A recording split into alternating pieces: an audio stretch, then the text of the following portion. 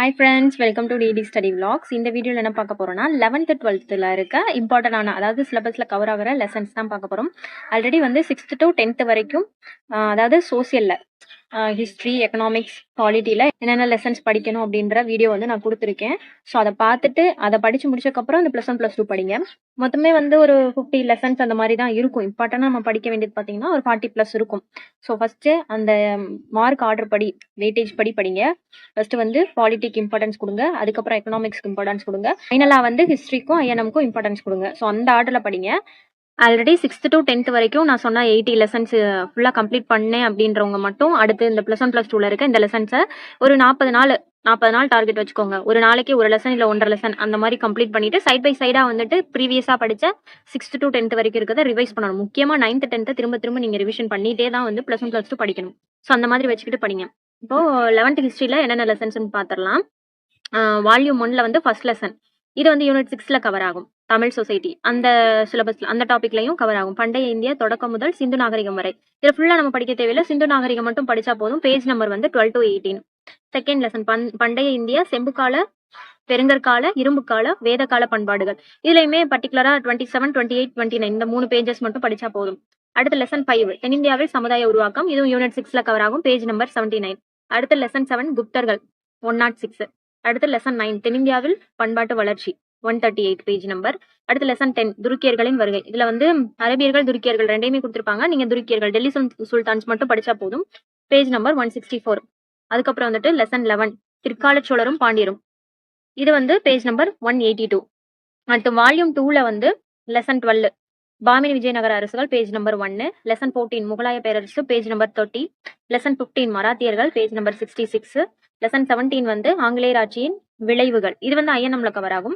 So 119 page number. அடுத்து lesson 18 ஆங்கிலேய ஆட்சிக்கு எதிரான தொடக்க கால எதிர்ப்புகள்.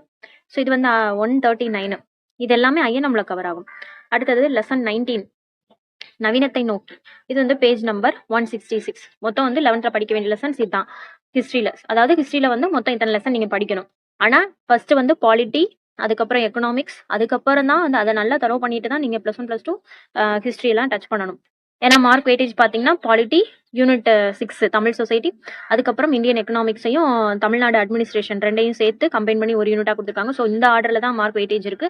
ஸோ அந்த 4 யூனிட்டுக்கு இம்பார்ட்டன்ஸ் கொடுத்து படிச்சுட்டு அதுக்கப்புறமா நீங்க வந்து ஹிஸ்ட்ரியும் ஐஎன்எம்மும் படிச்சா போதும். ஸோ அந்த மாதிரி தான் நம்ம படிக்கணும். இப்போ 11th பாலிட்டியில வந்துட்டு நம்ம முக்கியமா படிக்க வேண்டிய லெசன்ஸ் என்னன்னு பார்த்தீங்கன்னா லெசன் 11 தேர்தல் மற்றும் பிரதிநிதித்துவம், இது வந்து வால்யூம் 2 பேஜ் நம்பர் 85.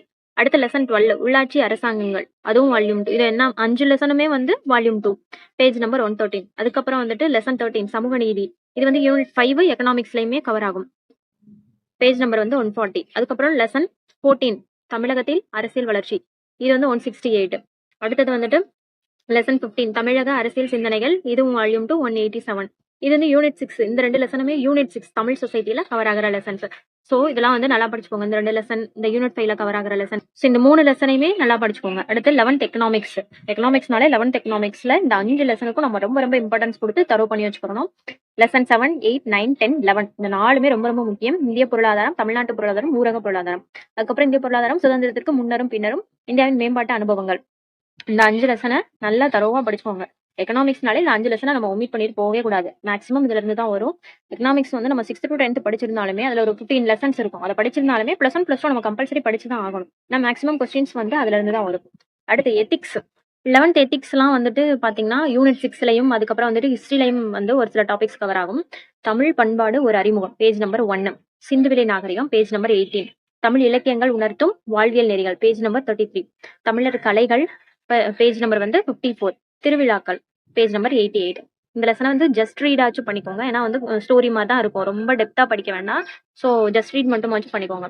ஜியாகிரபி, நம்ம வந்து 10th ஜியாகிரபியில அந்த 7 லெசன் படிச்சாலே அதுல இருந்து தான் மேக்ஸிமம் கொஸ்டின்ஸ் வரும். இருந்தாலுமே இந்த பேரிடர் இந்த டாபிக் வந்து சிலபஸ்ல கவர் ஆகும். ஸோ இந்த ஒரு லெசனை மட்டுமாச்சும் 11th இருக்கிறது லெசன் 8 இது சும்மா ஜஸ்ட் ரீட் மட்டும் பண்ணிட்டு புக் பேக் 1 வேர்ட் பாத்துக்கோங்க. ஸோ நீங்க 11th படிக்க வேண்டிய லெசன்ஸ் பாத்தீங்கன்னா மொத்தம் இவ்வளவுதான். இதுல வந்து நம்ம இம்பார்ட்டன்ட் கொடுத்து படிக்க வேண்டியது பாத்தீங்கன்னா எக்கனாமிக்ஸ்க்கு பாலிட்டிக்கும் இம்பார்ட்டன்ஸ் கொடுத்து படிங்க. இதுல மத்ததான் வந்து ஜஸ்ட் பார்க்கவாச்சும் பண்ணுங்க. ஏன்னா ஐஎன்எம்மும் ஹிஸ்டரியும் சேர்ந்தே நம்மளுக்கு 10 மார்க் தான்.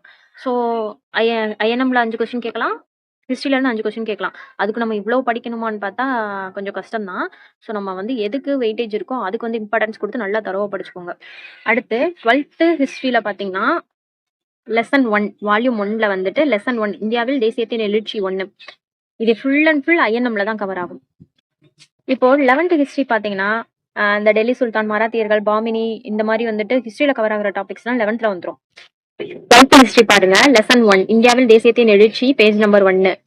அதுக்கப்புறம் வந்துட்டு லெசன் 2 தீவிர தேசியவாதத்தின் எழுச்சியும் சுதேசி இயக்கமும் பேஜ் நம்பர் 17. லெசன் 3 வந்து இந்திய விடுதலை போரில் முதல் உலக போரின் தாக்கம்.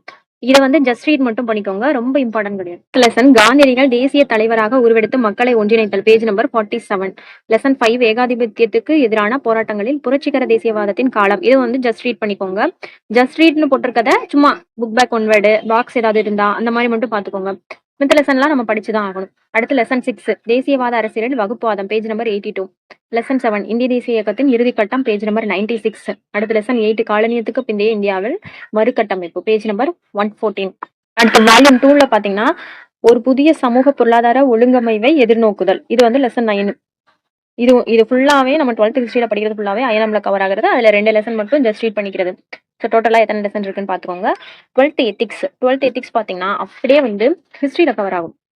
இப்போ ஹிஸ்டரியோட இதை பாருங்க. ஹிஸ்டரியில பாருங்க, இந்திய பண்பாட்டின் இயல்புகள், வேற்றுமையில் ஒற்றுமை, இன, மொழி, வழக்காறு, இந்தியா ஒரு மதச்சார்பற்ற நாடு, இதெல்லாமே வந்துட்டு இந்த 12th எத்திக்ஸ்ல அப்படியே கவர் ஆகும். இந்திய பண்பாட்டின் இயல்புகள், வேற்றுமையில் ஒற்றுமை, இந்திய பண்பாடும் சமயங்களும், அதுக்கப்புறம் வந்துட்டு சமூக சமய சீர்திருத்த இயக்கங்கள். சோ லெசன் 1, 2, 3, 4 இந்த 4மே 12th எத்திக்ஸ்ல இருக்கு கவர் ஆகும். இதுல வந்து இந்திய பண்பாடும் சமயங்களும் இதை மட்டும் ஜஸ்ட் ரீட் பண்ணிக்கோங்க. மத்த 3மே அப்படியே நம்மளுக்கு சிலபஸ்ல கவர் ஆகுற டாபிக். ஸோ நல்லா பாத்துக்கோங்க, புக் பேக் வந்து பாத்துக்கோங்க. அடுத்தது 12th பாலிட்டியில வந்துட்டு பாத்தீங்கன்னா மொத்தம் ஒரு 8 லெசன் படிக்கணும். ஃபர்ஸ்ட் லெசன் இந்திய அரசியலமைப்பு பேஜ் நம்பர் 1 அப்படியே நம்மளுக்கு டைரக்டா வந்து சிலபஸ்ல கவர் ஆகும். சட்டமன்றம், ஆட்சித்துறை, இந்திய நீதித்துறை, இந்தியாவில் கூட்டாட்சி, இந்தியாவில் நிர்வாக அமைப்புகள், ஸோ இதெல்லாம் முக்கியமான ஒரு லெசன். தேச கட்டமைப்பின் சவால்கள், அதுக்கப்புறம் வந்துட்டு வால்யூம் 2ல திட்டமிடலும் வளர்ச்சியும் அரசியலும். ஸோ இது வந்து எக்கனாமிக்ஸ்லயும் கவர் ஆகும். ஸோ பாத்துக்கோங்க, லெசன் 1, 2, 3, 4, 5, 6, 7, 8. ஸோ இது ஃபுல்லாவே நம்ம வந்து படிக்கணும். அதுல ஒரு லெசன் வந்து எக்கனாமிக்ஸ்லயும் கவர் ஆகுது. அடுத்து எக்கனாமிக்ஸ்ல பாத்தீங்கன்னா 10 லெசன் படிக்க வேண்டியதா இருக்கும். அதுல ஒரு 3-4 லெசன் ஜஸ்ட் ரீட் பண்ணா மட்டும் போதும். வேரியல் பொருளாதாரம் ரீட் பண்ணிட்டு பாக்ஸ் மட்டும் பாத்துக்கோங்க. பேஜ் நம்பர் வந்து 1. அடுத்தது செகண்ட் லெசன் பாருங்க, தேசிய வருவாய். இது வந்து ஓல்டு எடிஷன்ல வந்து தேசிய வருவாய்னு இருக்கும், நியூ எடிஷன்ல வந்து நாட்டு வருமானம் அப்படின்னு இருக்கும். Page number 23. தேர்ட் லெசன் இது வேலைவாய்ப்பு மற்றும் வருமான கோட்பாடுகள். எக்கனாமிக்ஸ்லாம் வந்து கண்டென்ட் அதிகமா இருக்கும், பட் நமக்கு ரீட் பண்ணா புரியுற மாதிரி தான் இருக்கும்.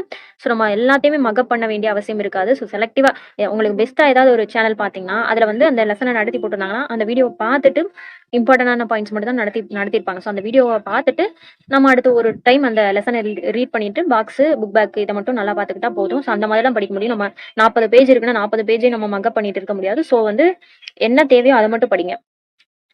இந்த லெசன் ஜஸ்ட் ரீட் பண்ணிக்கோங்க. Page number 44. 5th லெசன் வந்து பணவியல் பொருளியல் பேஜ் நம்பர் 88. 6th லெசன் வங்கியியல் பேஜ் நம்பர் 111. லெசன் 7 பன்னாட்டு பொருளியல் பேஜ் நம்பர் 147.